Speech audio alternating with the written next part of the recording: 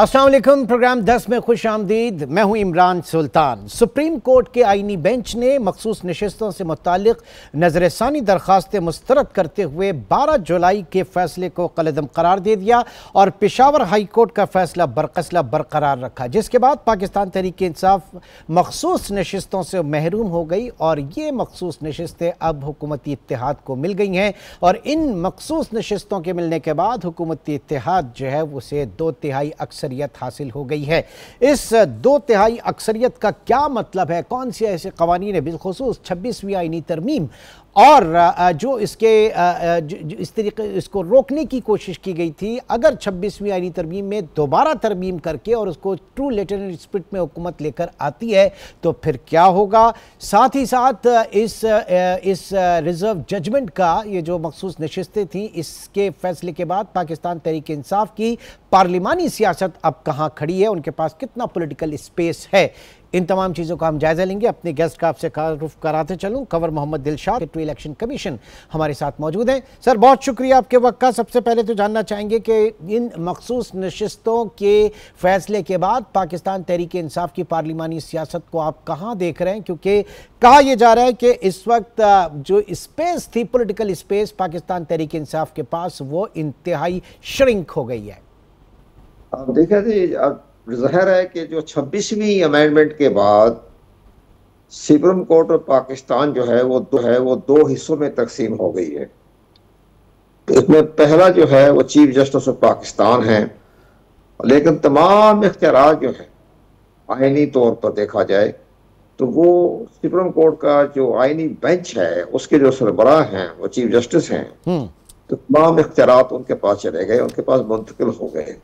अब जो हमारी सुप्रीम कोर्ट ऑफ पाकिस्तान है उसको अगर बादी नजर में देखा जाए तो उनके पास तो बहुत मामूली किस्म की केस जो है वहाँ रेफर हो रहे हैं, कोई फौजदारी का हो गया, कोई केस हो गया, लेकिन तमाम जो पाकिस्तान इस वक्त जो आईनी तौर पर जो मामलात में घिरा हुआ है वो तमाम फैसले अब आईनी बेंच कर रहे हैं।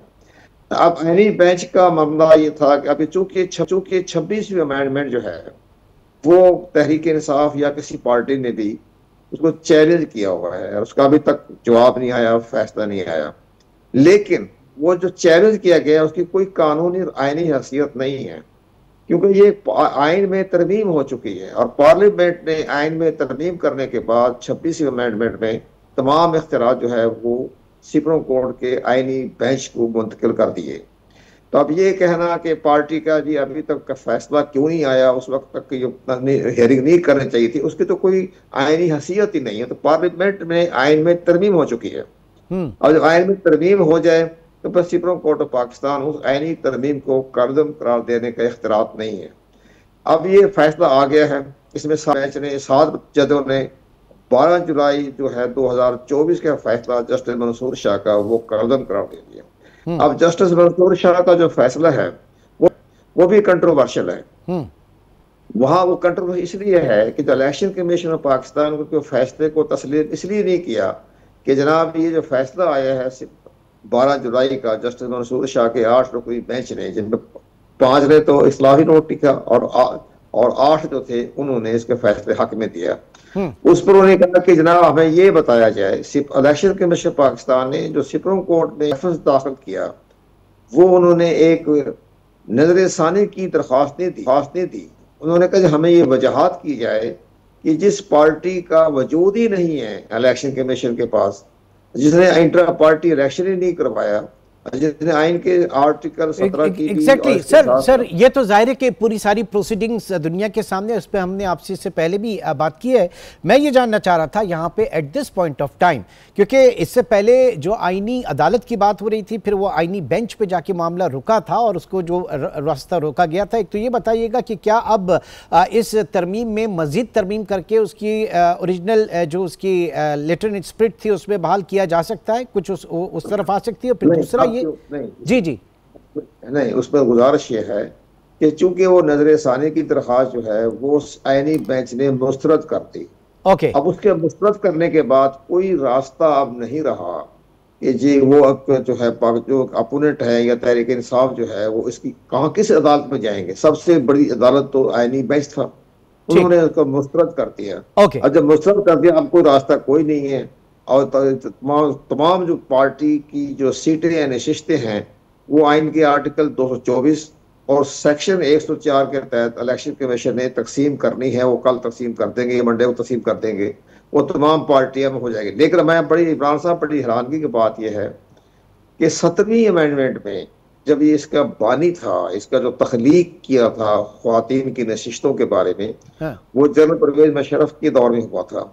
उन्होंने जो कानून बनाया था आर्टिकल 224 में, आर्टिकल में उसमें लिखा हुआ था अगर किसी पार्टी की नशिस्तें जो हैं वो बच जाएं, लेकिन उन्होंने कागजात नामजदगी में दाखिल नहीं करवाए, डिमांड नहीं की, तो वो सीटें बरकरार रहेंगी, किसी और पार्टी को तकसीम नहीं हो सकती।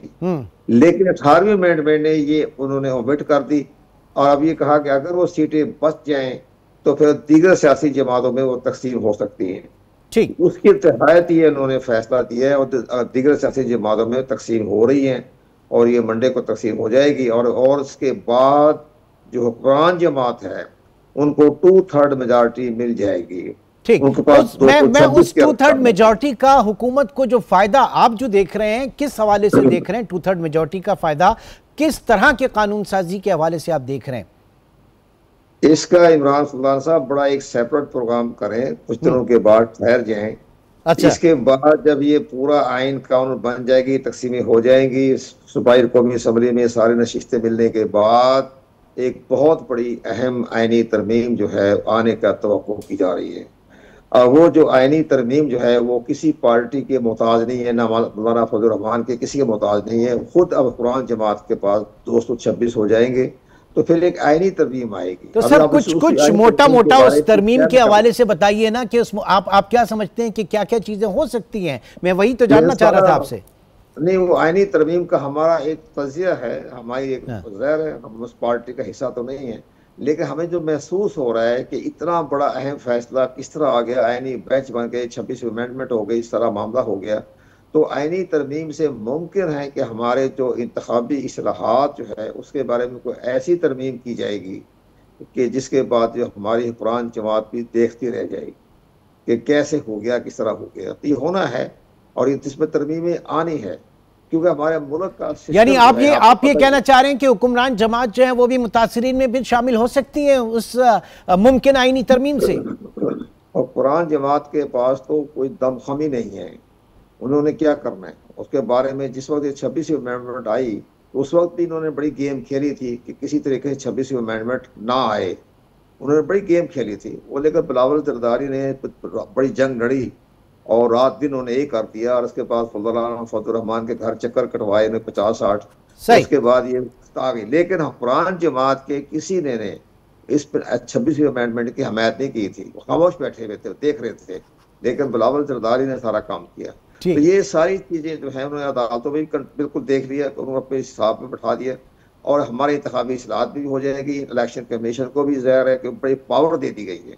इलेक्शन कमीशन पाकिस्तान को 26वीं अमेंडमेंट में ये पावर दी कि जब तक नया चीफ इलेक्शन कमीशन नहीं आता तो वो बाकायदा वही बेंच वही इलेक्शन कमीशन काम करता रहेगा। और ये भी कह दिया 26वीं अमेंडमेंट में कि अगर कोई आईनी बेंच हो या सुप्रीम कोर्ट हो या कोई अदालत हो कोई ऐसा फैसला करे जो आइन से मारवा हो तो फिर इलेक्शन कमीशन उसको तस्लीम ना करे।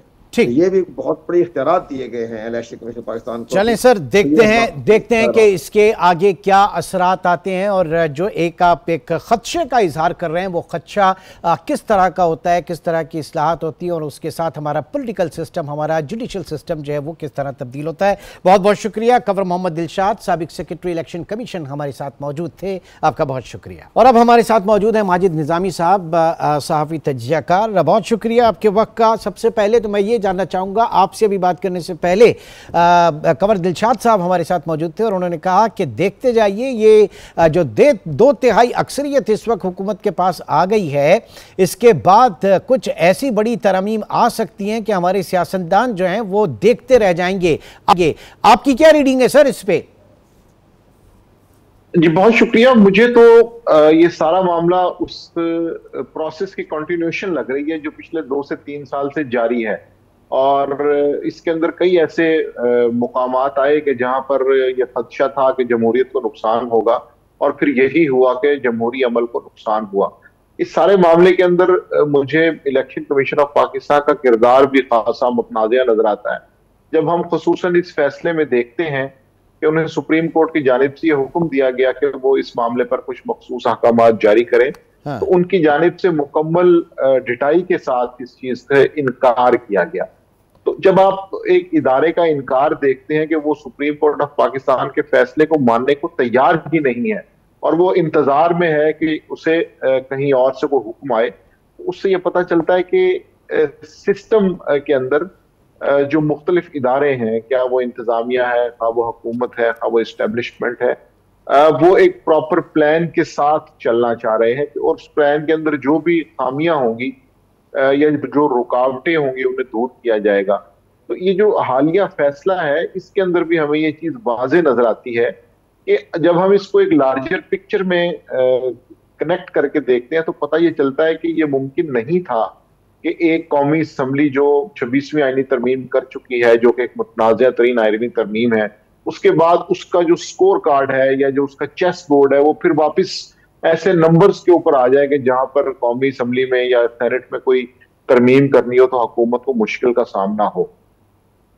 अच्छा, अब इस फैसले की रोशनी में यह बताइए कि पाकिस्तान तहरीक इंसाफ, जो कि ज़ाहिर है कि इस वक्त सबसे ज़्यादा मुतासिर नज़र आ रही है इन नंबर्स गेम में, उसका स्पेस आप कितनी देख रहे हैं? पार्लिमानी सियासत, कहा यह जा रहा है कि पार्लिमानी सियासत अब तहरीक इंसाफ की ख़त्म हो गई है और अगर होगी अब तो फिर वो एहतजाजी सियासत होगी और हो सकता है कि मौलाना जो है वो उनके साथ मिलकर करें, क्योंकि उनके जो एक वीटो पावर था वो भी इसमें ख़त्म हो गया। गो कि उनकी सीट से ज़रूर यहाँ पर उनको मिली है, लेकिन मुतासिर जरूर होगी उनकी सियासत, ये इस वक्त कहा जा रहा है। आप क्या कहेंगे?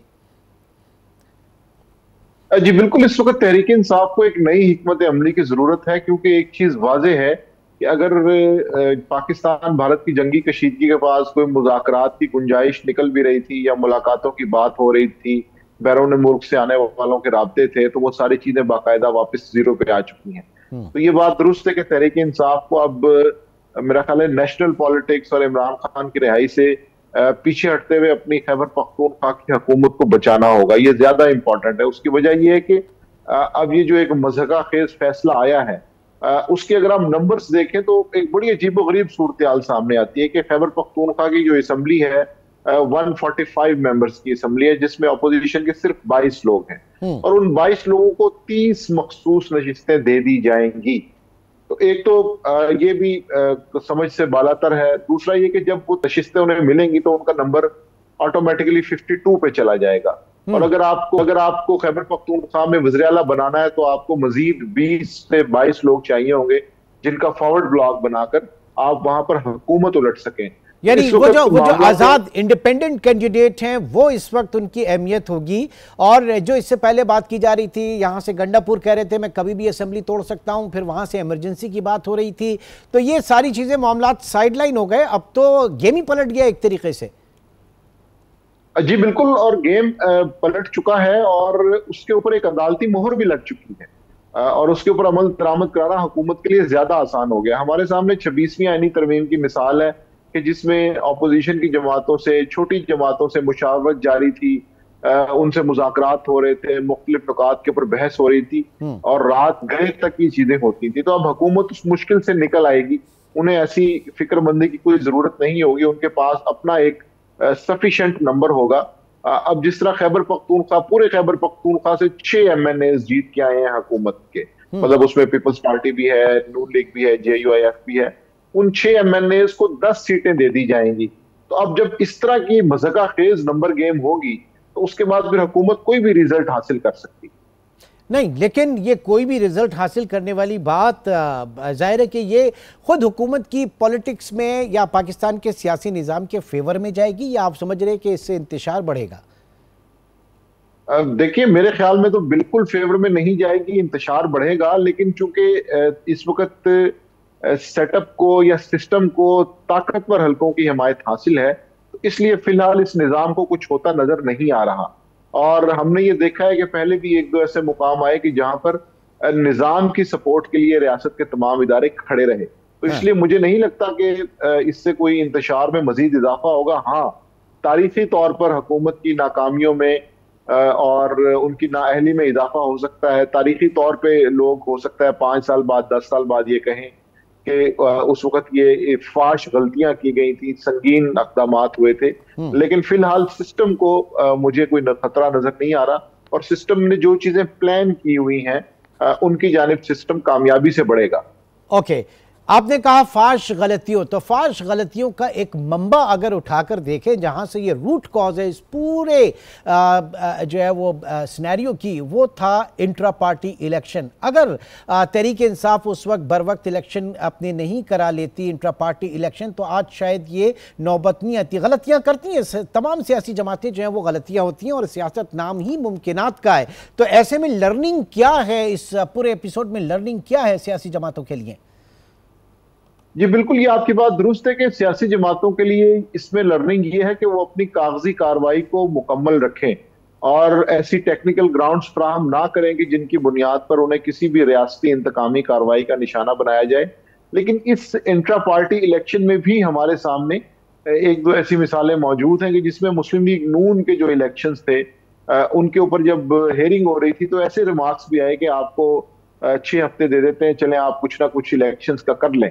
तो जब आप इलेक्शन कमीशन जो कि एक अदालत भी है, वहां से इस तरह के रिमार्क्स आएंगे एक जमात के लिए और दूसरी जमात को जो है वो टफ टाइम दिया जाएगा, तो उससे पता ये चलता है कि माहौल मुतवाजन नहीं है।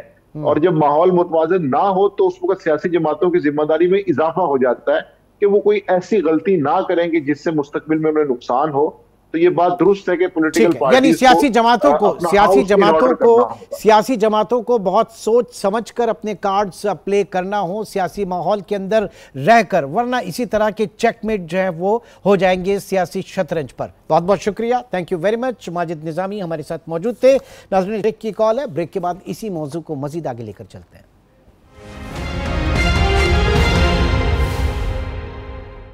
वेलकम बैक, और कुछ बढ़ते हैं इंटरनेशनल मौज़ूआत की तरफ। और सबसे पहले हम तस्करा करना चाहेंगे जो ट्रंप का एक फार्मूला है इस वक्त गाज़ा के हवाले से, क्योंकि अब वो वहाँ पर भी सीज़ फायर की बात कर रहे हैं और अगले ही हफ्ते जो है वो गाज़ा में सीज़ फायर हो जाएगा। ये इस तरह के स्टेटमेंट अमरीकी सदर डोनाल्ड ट्रंप की तरफ से आ रहे हैं। तो दुनिया में एक तासुर ये इस वक्त उभर रहा है कि जनाब एक तरफ आप जंग को हवा देते हैं और उसके बाद फिर सीज़ फायर करते हैं। आपके सामने मिसाल जो है वो इजराइल और जो ईरान कॉन्फ्लिक्ट है उसका है। फिर गो के बड़ा एक मजबूत किरदार रहा ये पाकिस्तान और इंडिया में जंग बंदी के हवाले से, और अब जो है वो बात की जा रही है इजराइल और गजा के हवाले से। तो मकासद इस वक्त क्या हैं? ये सीज़ फायर जो हैं ये हमेशा के लिए होंगे, जंग बंदी हमेशा के लिए होगी, या एक शॉर्ट टाइम पीरियड के लिए? अगर ये शॉर्ट टाइम पीरियड के लिए तो इसका मेन ऑब्जेक्टिव क्या है?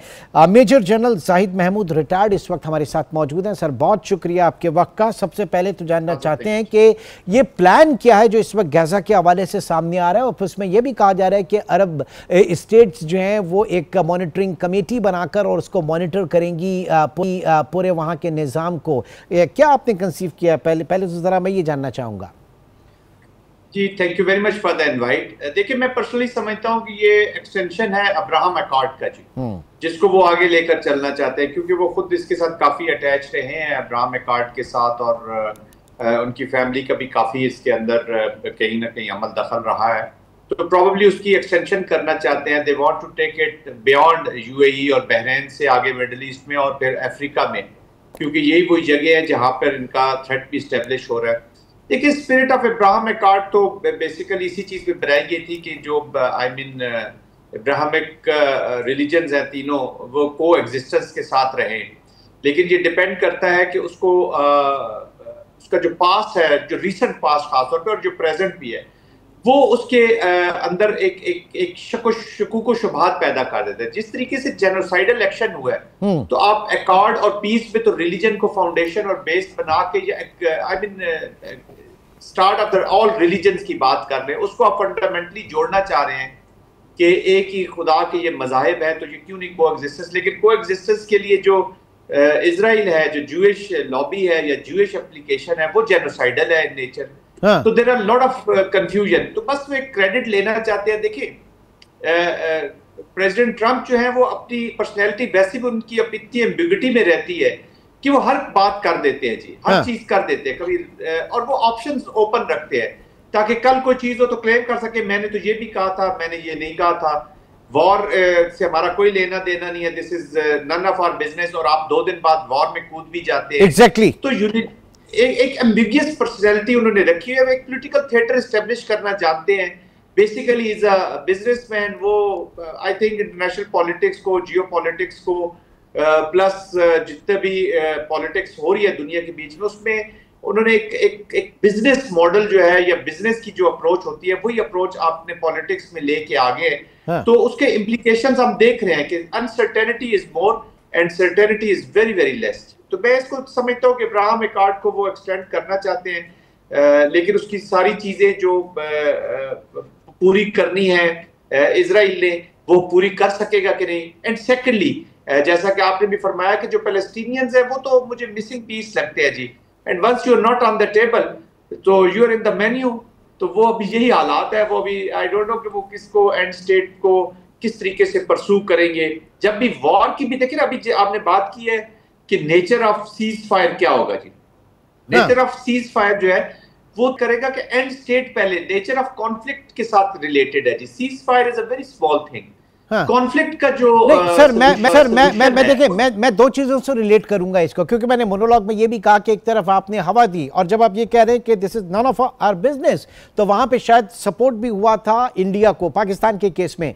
नंबर 2, जब हम आगे बढ़ते हैं, ये दुनिया के बड़े सदियों पुराने, दिहाइयों पुराने मसाइल हैं। आप पाकिस्तान इंडिया का कॉन्फ्लिक्ट ले लें, आप ईरान इजराइल का कॉन्फ्लिक्ट ले लें, फिर आप गाजा के हवाले से बात कर लें, ये डेकेड्स के ऊपर हैं। ये इस हफ्ते जो है वो पाकिस्तान ईरान सेटलमेंट, अगले हफ्ते जो है वो गाजा का सेटलमेंट, उससे अगले हफ्ते जो है वो जब ईरान और इस्लाम का आपके ईरान और इजराइल का सेटलमेंट। ये इस तरीके से होते हैं सेटलमेंट या जंग बंदी, ये तो बड़ी शॉर्ट। इसका मतलब है कि इससे पहले जितने भी लोग थे वो बेवकूफ थे, वो उनको कुछ पता ही नहीं था जो आप ये कर रहे हैं सब। सुल्तान साहब, मैं कुछ कंक्लूजन्स ड्रॉ करता हूं जी, लेट्स डिस्कस, उनको देखते हैं कि वो हमें किस तरफ ले जा रहे हैं। वेस्ट पूरा देख ले, ओवरऑल वर्ल्ड देख ले, मिलिटराइजेशन में इजाफा हो रहा है जी, और ये बढ़ती चलती जा रही है जी। नेटो की एग्जांपल देता हूं, 2% जीडीपी के इर्द गिर्द वो राउंड अबाउट स्पेंड करते थे जी पर, दैट इज बीइंग आस्क्ड कि जी 5% तक आप लेकर चले जाएं। हाँ। एप्लीकेशन क्या है कि इम्प्लीकेशंस क्या है कि कनाडा जैसा मुल्क 150 बिलियन डॉलर डिफेंस बजट होगा उसका 2035 के करीब जाकर जी। तो this is a huge. UK की आप मिसाल ले लें, यूके जो है वो न्यूक्लियर एरियल प्लेटफॉर्म अपने सीधे करना चाहता है, F-35 खरीदना चाहता है ताकि न्यूक्लियर, तो दुनिया न्यूक्लियराइजेशन की तरफ भी अब और सर्ज आएगा जी इस ईरानियन एप्लीकेशन के बाद तो, और ऑलरेडी सर्ज है वो उस तरफ जा रहे हैं अपनी प्रोटेक्शन के चक्कर में। पोलैंड जैसा मुल्क 4.7% ऑफ जीडीपी तकरीबन अब सर्व यूज करेगा for the defence budget, 10% increase होगी, बहुत ज्यादा। तो मेरे कहने का मतलब इन शॉर्ट स्ट्रेंथन अगर कोई बिजनेस हो रहा है तो वो सिर्फ वॉर बिजनेस हो रहा है, आर्म बिजनेस हो रहा है, वो भी किसका, वो भी अमेरिका का, जरा देखने की बात है। ठीक है, तो जो मिलिट्री कॉम्प्लेक्स है, वो जो चीजें हैं वो इम्प्लीमेंट हो रही है। तो आपका क्या ख्याल है कि मिडिल ईस्ट का टोटल पीस इस तरफ इसको सूट करेगा या इसके लिए एनवायरनमेंट खराब करेगा जी, मुझे ये बताए ना।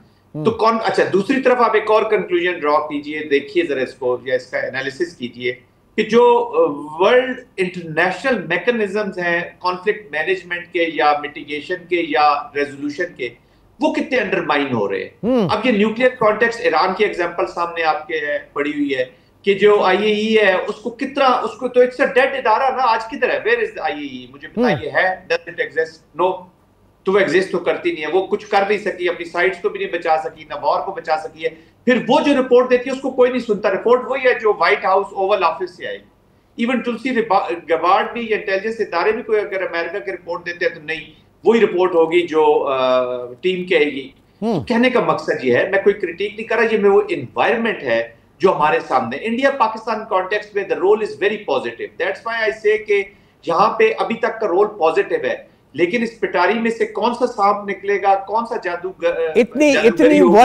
इतनी वर्नेबल पर्सनालिटी के साथ फिर आप कोई अपनी स्ट्रेट लाइन ड्रॉ नहीं कर सकते ना आगे के लिए कि जनाब this is the starting point and that would be the ending point. बीच में कुछ नहीं पता कितनी बम्पी राइड्स हैं और कब कहाँ कोई चीज रुझानी चेंज हो जाए। बिल्कुल जी बिल्कुल, हमें ये सिचुएशन को सामने रखकर अपने लिए जो पाकिस्तान के लिए कंक्लूजन मैंने निकाला है वो यही है कि आप अपने आप को स्ट्रेटेजिक अलाइंस से बहुत दूर भी ना कीजिएगा जी। मोहब्बत में आप चाइना, रशिया, साउथ, एक नया साउथ जन्म ले रहा है, नए मिडिल ईस्ट ने जन्म ले लिया है, नए पाकिस्तान ने जन्म ले लिया, नए साउथ एशिया ने जन्म ले लिया। The whole world is resetting the course जी, और डिस्कोर्स, और अपना जो चेस बोर्ड है वो सेट कर रहा है। इसके बीच में पाकिस्तान ने जो अपना चेस बोर्ड सेट करना है, वी हैव सीरियस चैलेंजेस और राइड इज वेरी बम्पी। लेकिन हमारे शॉर्ट विंडो के अंदर ही अपने आप का, अपना जो डिफेंस है, अपना जो प्रोटेक्शन है इन ऑल डोमेन्स, मैं सिर्फ मिलिट्री डोमेन में बात नहीं कर रहा, अपनी पॉलिटिको सोशो डोमेन्स, अपनी कल्चरल डोमेन खास तौर पे, अपनी रिलीजियस डोमेन के अंदर इतना अपना डिफेंस स्ट्रॉन्ग करना है कि nobody should think of beating you. वो ये सोचे कि मैं इनविंसिबल है जी इन ऑल डोमेन्स। ठीक है, यानी सर इसमें ईरान की मिसाल हमारे सामने है, यूक्रेन की मिसाल इस वक्त हमारे सामने है। हमें जो कुछ करना है वो खुद करना है, अपने नेशनल इंटरेस्ट को, अपने डिफेंस के इंटरेस्ट को आगे रख पॉलिसीज बनानी है और उसके ऊपर कारबंद रहना है। यहां तक आपकी बात बिल्कुल समझ में आ गई। एक छोटे से ब्रेक की कॉल है, ब्रेक के बाद इसी मौजू को मजीद आगे बढ़ाते हैं।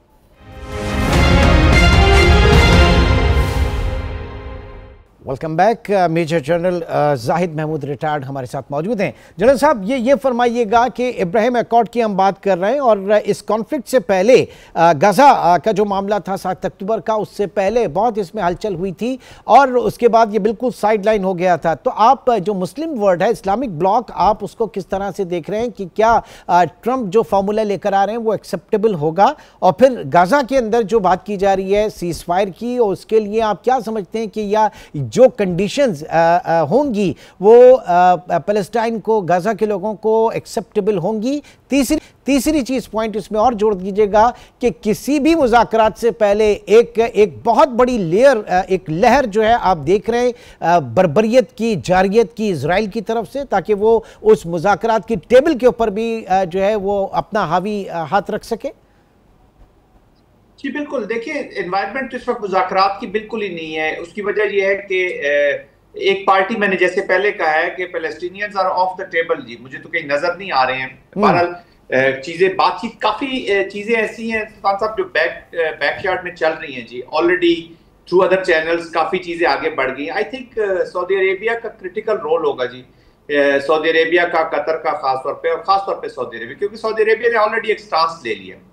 देखिए इब्राहिम अकॉर्ड भी तो 2 स्टेट सोल्यूशन की बात करता है ना, अब उसकी शक्ल कैसे होगी, इम्प्लीमेंटेशन कैसे होगी, दैट इज वेरी इंपॉर्टेंट जी, एक को एग्जिस्टेंस के साथ जो रहना है। लेकिन अभी 2 चीजें हैं जी। एक तो है कि इजराइल का जो ग्रेटर इजराइल है, आया this is still on the cards, वो बोर्ड पे है, टेबल पे है कि नहीं है। अपेरेंटली जो चीजें चल रही हैं, जिस तरीके से वो अप्रोच कर रहे हैं, it is found very much there कि ये ग्रेटर इजराइल वाला तो इम्प्लीमेंटेशन हो रही है जी, वो बर्दाश्त ही नहीं कर पा रहा। इवन के इजराइल वहां बैठ के साउथ एशिया में पाकिस्तान जैसे मुल्क के साथ जो कभी भी कि उन्होंने हार्म नहीं किया उसको जी, ठीक है। वी हैव एक कायद आज़म मोहम्मद अली जिन्ना हमारे लिए बड़ा क्लियरली एक चीज छोड़ के चले गए, and we are also very clear कि जब तक पैलेस्टीनियन की सोल्यूशन जो है वो उनकी उमंगों के मुताबिक, और हमारी जो रिलीजियस एफिनिटी है विद मस्जिद अक्सा, उसके मुताबिक जो भी हमारा एक स्टांस है वो तो हमने मेंटेन को, बट हमने कभी उसको डायरेक्टली हार्म कभी भी इजराइल को नहीं किया जी। बिल्कुल, इजराइल के अंदर जो पाकिस्तान के खिलाफ नफरत है और जो एक चीज डाल दी गई है, वो basically it has come from the India. Indians ने उनको इतना डरा दिया, खौफ कर दिया, और हर जगह वो जाके जो डंडोरा पीटते रहते हैं, उस वजह से हो। But Saudi Arabia, coming back to your original question, कि Saudi Arabia is a key country जी, वो जो आई थिंक मेजर रोल अदा करेगा। और आई डोंट नो कि अभी इनके पीछे क्या बातचीत हो चुकी है, but there are certain discussions जहाँ पे पहुंच गए। देखिए अगर विन विन सिचुएशन होती है और पीस आता है और पैलेस्टीनियंस एग्री करते हैं उसको, अपनी लैंड कोई भी नहीं छोड़ना चाहेगा, चाहे रूइन में क्यों ना बदल जाए। तो दे विल नॉट एग्री कि हम कहीं बाहर शिफ्ट हो जाएं, ट्रांसफर हो जाएं। अब उसकी जो मुस्तकबिल की जो प्रोटेक्शन है, दैट इज वेरी इंपॉर्टेंट जी, कि वो फ्यूचर उसका पीसफुल हो, क्योंकि एक नेतन्याहू मरेगा तो दूसरा आ जाएगा, तीसरा आ जाएगा, क्योंकि जब तक ग्रेटर इजराइल के सांप को आप मारेंगे नहीं, ये बार बार किसी न किसी शक्ल में रीजन को डसता रहेगा। और पैलेस्टीनियन गाजा जो है बीइंग इमीडिएट नेबर, वो कभी भी पीसफुल नहीं रह सकेंगे। तो सर फलस्तीनी जो है उनकी तो डिमांड जो है वो यही है कि जनाब एक तो जंग का मुकम्मल खात्मा हो, दूसरा उसके साथ साथ जो काबिज इजरायली फ़ौज है उसका मुकम्मल इनखला हो, तीसरा गज़ा की तामीर नौ हो, और उसके बाद जो कैदियों का तबादला इनके ही ऊपर जो है वो एक मुस्तकिल हल इस मामले का जो है वो नज़र आता है। अदर देन दिस शायद वो चीज़ ना हो। इस वक्त जो सुल्तान से सबसे बड़ा इशू हुआ है वर्ल्ड का ट्रस्ट डेफिसिट है जी। Who would ensure this? That is, those mechanisms have to be established जी। आप आज देखिए ना, आप किसको बिठा रहे हैं? यूएई को बिठा रहे हैं, they are already part of Ibrahim accord. ठीक है, इंपॉर्टेंट कंट्री है, वो इंश्योर करना उनको चाहिए, गार्ड सेफ गार्ड करे। आप इजिप्ट को बीच में डाल रहे हैं, 79 से उन्होंने इजराइल को माना हुआ है। मैं ये नहीं कहता कि साथ दुश्मनी कर दे, but this mechanism has to be, या जो गारंटी है that has to be very very strong जी।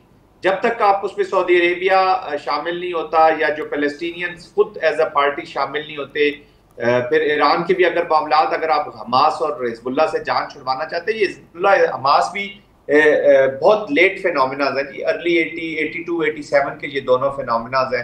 ये पहले तो हमने कभी सुना भी नहीं था। और फिर अहमद अल-शरा का आप देखते हैं मिस्र के बीच में, तो अभी तो to be very honest things are in so much grey, और ये जो जितनी जियोपॉलिटिक्स है इतनी ग्रे में और स्मोक स्क्रीन के पीछे कि कुछ समझ नहीं आती कि कौन किस पार्टी से है, कहां से ताल्लुक रखता है, क्या चाहता है और किस तरफ जा रही है। तो पॉलिटिक्स है कौन, यानी फरीकैन के दरमियान एक जो ट्रस्ट डेफिसिट, और वो ट्रस्ट डेफिसिट अगर कोई कॉन्फ्लिक्ट मैनेजमेंट के लिए आता भी है तो उसका अपना किरदार, उसकी अपनी पर्सनालिटी, और इतनी वल्नरेबल सिचुएशन के साथ जहां पर लोगों के बिलखुसूस जो सालिसी का किरदार अदा करना चाह रहे हैं वो उनके जो बदलते बयानात, रुझानात, तो यहाँ पर सबसे बड़ा एक मसला यही है कि इसका गारंटियर बनेगा कौन, क्योंकि जो आलमी इदारे चाहे वो यूनाइटेड नेशन हो या फिर दीगर प्लेटफॉर्म हो, वो तब सब जो है इस वक्त इररेलेवेंट नजर आते हैं इस मौजूदा सिनेरियो में, जहां पर माइट इज राइट या जंगल का कानून या जिसकी लाठी उसकी भैंस